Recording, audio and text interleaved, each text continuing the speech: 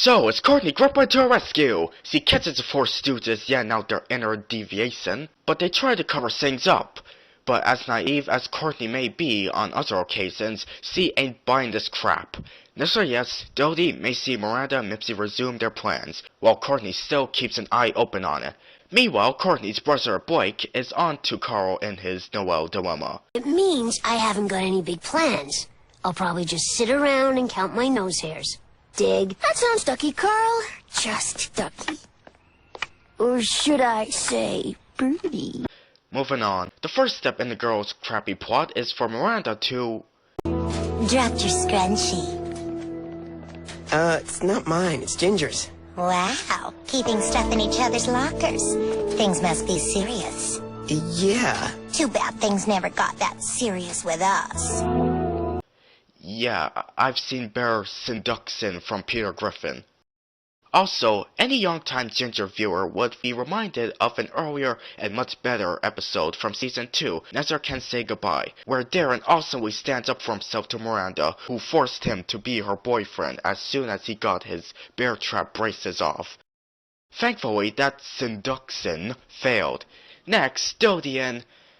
Macie, why? Yelled we spread a rumor about Ginger being in love with a boy at Avalanche Arts named Fred. Fred, that cool guy who had the hots for her up at Avalanche Arts. Why, hello there, Darren. Dodie and I did not see you there overhearing our conversation. Understandably, this makes Darren feel jealous, considering back in Far From Home, Darren was getting pretty possessive of Ginger, to the point where he's uncool with her making a new friends at Avalanche Arts. Granted, he was trying to reveal his newly found love for Ginger, but still, no excuse. What just happened? Fortunately, nothing too jeopardizing ensues between him and Ginger. Yet. Then, at the staircase, Miranda and Mipsy talk Dodie into sending a fake message to Fred, impersonating as Ginger. Ugh, just look at this pathetic girl. She's trying to make us think that she doesn't want to do this stab in the back to Ginger. But we're obviously smarter than that, because remember... If he thinks he's taking over my territory, he's got another thing coming. So, Dodie makes a message. Hi, Fred. It's Ginger Foutley. I've been missing you a lot, so call me back, okay? That was great! I know, she's a do voice impersonations on YouTube. Sarcasm, of course. Anyway, Courtney spots the girls in the act. Oh my gosh, those little witches! Courtney. Only Dodie, Miranda, and Mipsy are witches. The usually sweet and timid Macie was only brainwashed by said witches. Courtney invites Ginger to her limo to discuss what's going on with Ginger's so-called friends and Miranda and Mipsy. Ginger, I'm afraid I'm your only true friend in the world. Like hell you are, Courtney. Like hell you are. Now, this scene is a perfect example of how Courtney is a much better friend to Ginger than Dodie, as shown in previous episodes as well. Unfortunately, no matter what, Ginger never accepts her proposals to officially become her best friend. She'd rather stay with that manipulative, fake-ass named Dodie Bishop. Unfortunate implication much? You see, Courtney is an innocent, caring, usually selfless friend, an obvious contrast to friggin' Bishop. However, Ginger can't believe her friends would do such a thing, because she obviously has forgotten that Dodie in particular is no stranger to the act of backstabbing in the past. Macie is though, I think. Why would my best friends want to ruin something that makes me really happy? Why do they make children's aspirin so very difficult for the small children to open? Actually, Courtney, they do that so kids won't... It's called rhetoric, Ginger. So Courtney tells Yodo Miss Skeptical to call her tonight, so that Courtney can set up a four-way call to prove to her that Dodie, Macie, Miranda, and Mipsy are up to no good. Elsewhere, Carl and Polly are having fun in Parrot World, while behind their backs, Blake takes pictures of the two that will hopefully to him cause Carl and Noel's relationship to go on the rocks. Hey, Blake could work for TMZ! And... the hell? So anyway, Darren pops up by Ginger's room, once again without knocking. He demands an explanation for Fred's voicemail response to Dodie's faux Ginger voice message, and that's when Ginger totally realizes that Courtney was full-on right about Miranda, Mipsy, Dodie, and Macie's plot to break her and Darren up. Darren, Courtney says Dodie and Macie are trying to break us up. I think they're behind this whole Fred thing. Are you serious? Oh, Darren, I don't know what to think. Okay, Ginger, this is when you plan on telling those two monkeys to go to hell for what they tried to do to you. But to anybody who's already seen this show, we already know that unfortunately won't be happening. But let's continue. Later that night, things start to get more dramatic. Carl finds Noelle at his doghouse, and she suspects that Carl had fun with that messed up bird girl, to which he denies.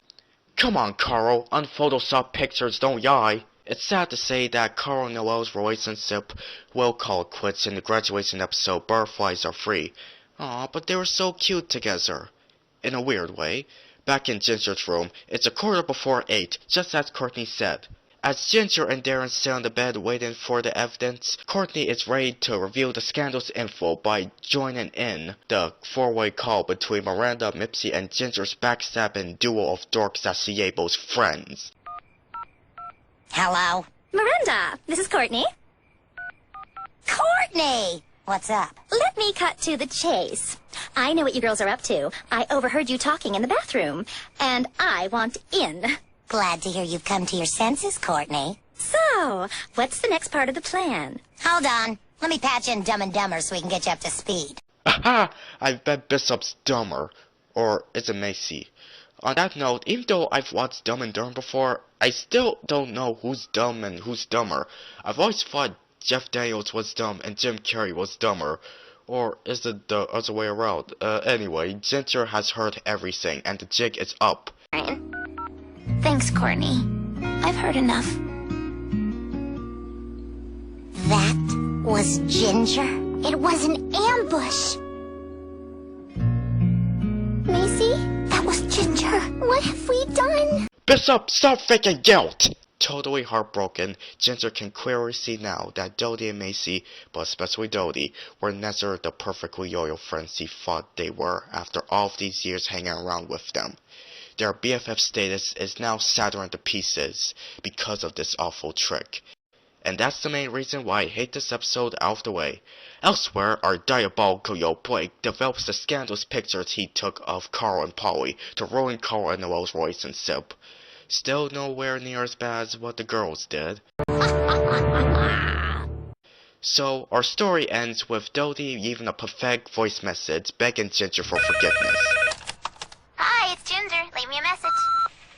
Ginger, are you there? Ginger, please pick up. Look, I know you don't want to talk to me right now, and I don't blame you. But I have so many things that I want to say. Starting with, I am so sorry.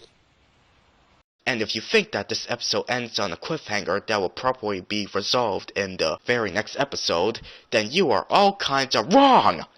Instead, the very next episode, the Easter ham, has the girls still friends as if nothing threatening to their friendship ever happened. Now, the events of Wicked Game were referenced to in that episode. That's for sure. And the BFFs have been together through it all. The good times and the bad. Don't remind me. But it feels like a stab at Dodie. Dodie's a big girl, and she stabbed you in the back once before, if my memory serves. But that's not the point! What the flying fist sticks? What Dodie and Macie tried to do to ruin Ginger's happiness does not deserve any sort of forgiveness, as if it was just a wee little mistake, when it wasn't. As I mentioned, this act of betrayal shows just how far Bishop would go to get out her inner villain in order to keep Ginger around like a security blanket. It also shows how crappy of a friend Macie is, for not listening to her instincts that tell her to stay out of the plot. At the best of times, Macie can actually have a stronger spine than Ginger, you know. If Macie was such a better person than Dodie, then why the frig couldn't she just have the balls to talk herself out of the plot? Thus, both Dodie and Macie, but especially Dodie, should have been given the best from the comeuppance they could receive. If Ginger wasn't such a naive pushover, she would have dumped those two traitors, tell them to suck on icicles, move on from them, and officially replace them with Courtney. But not having her do so is apparently as told by Ginger creator Emily Kapnek's idea of right.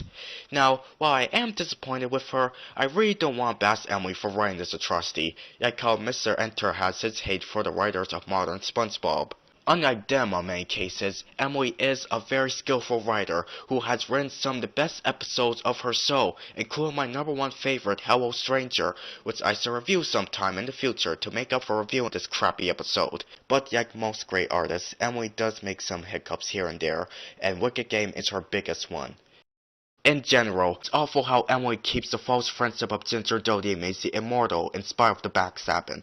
Maybe, just maybe, if the show was aimed more at an older crowd, like Degrassi or Daria or My So-Called Life, the writers could have pulled off the renouncement of this toxic relationship with no sweat. Adults and older teens couldn't be offended, but instead can relate, because they're usually smart enough to know how to deal with the other horrors of having a manipulated backstabber, like Dodie, hanging around them. But no, this cartoon is aimed at kids with this type of attitude. I don't want change! I don't want change! Everything has to stay the same! Well played, Nostalgia Craig. Well played.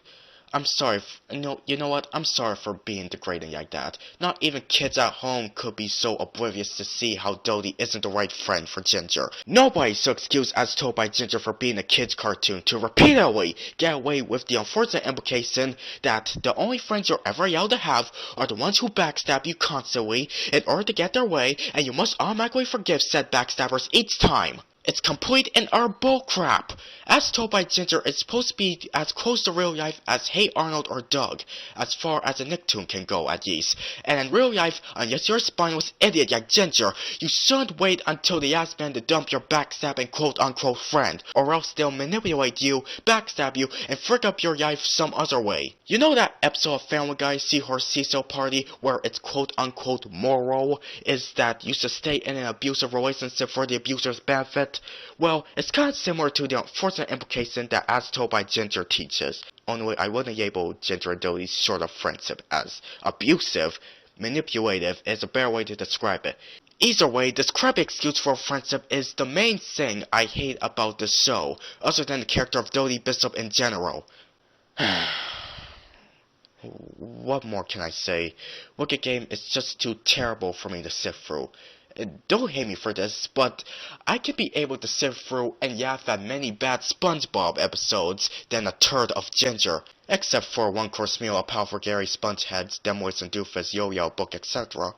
Yeah, that's how much I love that goofy cartoon more than the other show, which supposedly is more grounded in reality.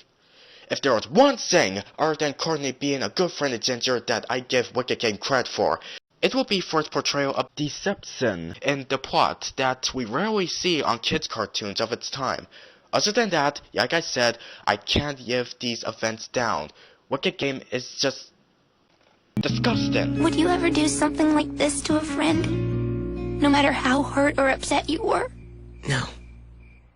I wouldn't. Wow. That was your work. I hope you enjoyed this review of mine. I'm seriously thinking of tackling every major dud of As Told by Ginger. But before I can do that, I'll give a nice warm salute to my all-time favorite episode, Hello Stranger, to save the show's reputation from being ruined. So, what'll be next on the crappy Ginger hit list? Oh crap.